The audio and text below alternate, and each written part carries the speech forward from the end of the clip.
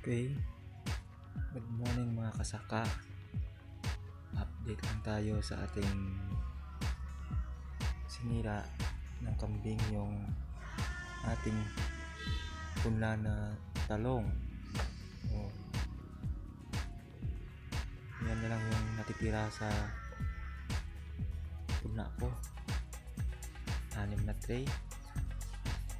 Siguro mga almost 300 siguro kapuno yung natira. Yung iba huli na, yung iba tumubo.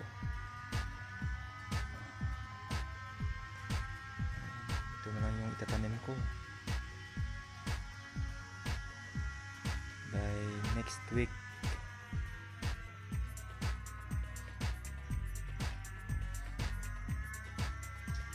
Please support my YouTube channel mga kasaka